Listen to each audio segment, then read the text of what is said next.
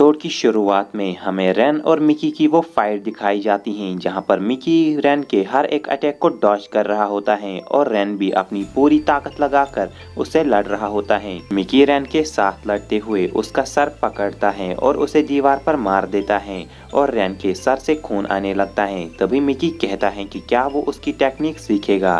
तभी रैन थोड़ी देर रुककर उसके नाक पर एक किक मारकर कहता है कि ये रहा मेरा जवाब। इसके बाद मिकीसा उसे कहते हैं कि क्या तुम्हें अल्ट्रा सेंजुरी कैप्सूल सीखनी है या फिर नहीं। तभी रैन अपनी पूरी फोर्स लगाकर एक अटैक करता है और कहता है मुझे तुमसे वो सीखने की ज़रूरत नहीं है क्योंकि मैं वो तुमसे छीन लूँगा। इसके बाद टाइम स्किप होता है और हमें दिखाया जाता है कि रैन एक चादर पर लेटा हुआ होता है। वहीं पर होरो होरो और चौकोलो कुछ चीज़ें खा रहे होते हैं और इसके बाद हमें पता चलता है कि वो सब मिकीसा ने पकाया होता है और वो दोनों उसके खाने की तारीफ कर रहे होते हैं। इसके बाद वो रैन के पास चला जाता है और कहता है कि तुम भी खाओ, लेकिन रैन उसे मना कर देता है।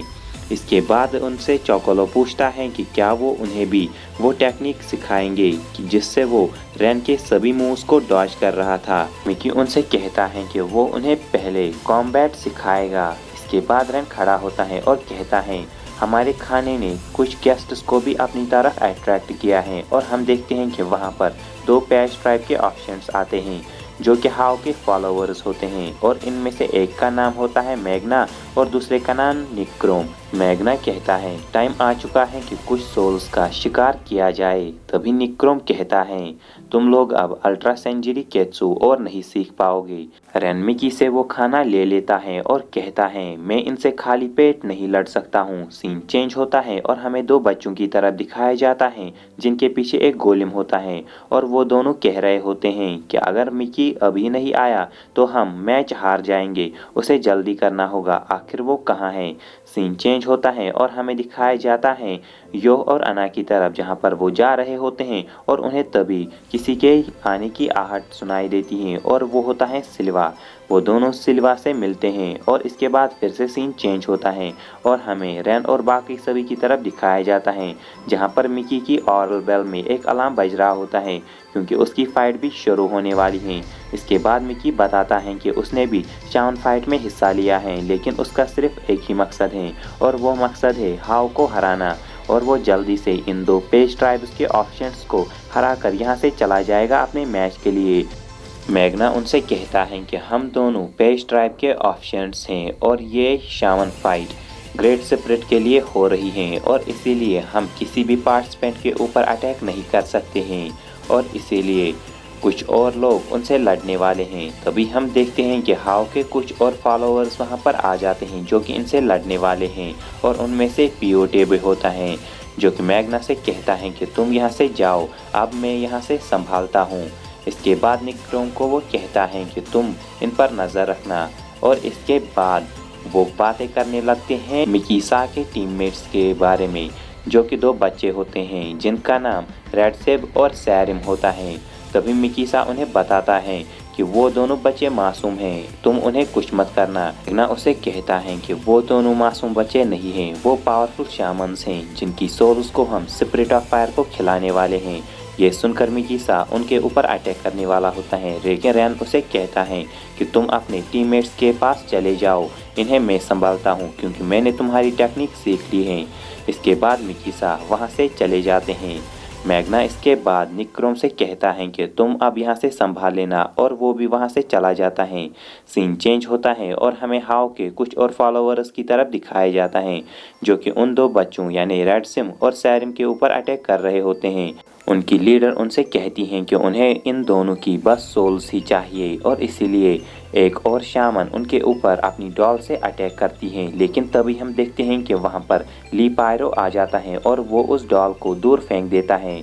इसके बाद हम ताओजन, इटैको अना और तमाओ को भी वहाँ पर देखते हैं जिन्हें सिल्वा ने इसके बारे में बताया होता है। दूसरी तरफ हम देखते हैं कि वो जो मोटा सा शामन होता है वो चौकोलो और होरोहो के ऊपर अटैक करता है लेकिन रैन उसकी अच्छे से पिटाई करता है और हर एक अटैक को डॉज करके उसके ऊपर अटैक कर रहा होता है। इसके बाद दूसरा शामन उसके ऊपर अपनी बीम से ही अटैक करता है लेकिन रैन बड़ी ही तेज़ी से उसके पीछे आ जाता है और फिर से उसके ऊपर अटैक कर देता है। इस तरीके से वो दो लोगों को निपटा देता है। रैन के सामने अब सिर्फ पियोटे होता है और पीछे से चोकोलो बातें करता है कि क्या रैन ने मिकी की टेक्निक सीख ली है। तभी निक्रोम कहता है कि अगर तुम शुरुआत में ही एनिमी के फोरियो के बदलाव को समझ सकते हो तो तुम अपने अटैक्स उसी हिसाब से कर सकते हो, और इसे कहते हैं शामनिक ऑरेकल। और यही पहली चीज़ है जो कि अल्ट्रा सेंचुरी केत्सुमे हाओ ने हमें सिखाई थी, और हम सबको ये टेक्निक अच्छे से आती हैं। इसके बाद हम देखते हैं कि रैन के अटैक्स का असर उन दो शामन्स के ऊपर कुछ भी नहीं होता है, और वो दोनों कहते हैं कि हाओ को शुरुआत से ही पता था रैन के टैलेंट के बारे में, और इसीलिए तो उन्होंने रैन को अपने साथ शामिल करने की दावत दी है। रैन हमें मार भी सकता है, जैसे उसने निक्रोम के छोटे भाई क्रोम को मार डाला था। ये सुनकर रैन बहुत ही ज़्यादा हैरान हो जाता है और उसे याद आता है कि वो कितना बुरा था और शामन किंग बनने के लिए उसने कितनों की जान ली है। वो अभी इसी शौक में होता है कि तभी एक तलवार उसके सीने को चीरकर आर पार आ जाती है, और वो एक जायंट स्केलेटन होता है जो कि पियोटे का होता है, और इसे वो कहता है ग्रैंड फंटासमा। इसके बाद हम देखते हैं कि रैन की छाती से खून आ रहा होता है, और होरो होरो और चाकोलो को ये देखकर यकीन ही नहीं आ रहा होता है कि रैन के साथ ये हो गया, और वो दोनों रैन से कह रहे होते हैं कि आप ज़्यादा मजाक मत करो, उठो। इसके बाद निक्रोम उन्हें बताता है कि वो मर चुका है और अब टाइम आ चुका है तुम दोनों को मारने के लिए। इसके बाद वो उन दोनों को गुस्सा आता है और वो दोनों एक के बाद एक अटैक किए जाते हैं। होरो चोकोला से कहता है कि हमें जल्दी करना होगा, अभी भी रैन जिंदा है और हमें उसे डॉक्टर के पास ले जाना होगा। इसके बाद वो दोनों उस जायंट स्केलेटन के ऊपर अटैक करते हैं, लेकिन उस पर कोई भी असर नहीं होता है क्योंकि उन दोनों का फोरियोकू लेवल मिलाकर भी 4000 ही होता है। इसके बाद वो दोनों उस जायंट स्केलेटन के ऊपर अटैक करते हैं, लेकिन फिर से उस पर कोई भी असर नहीं होता है।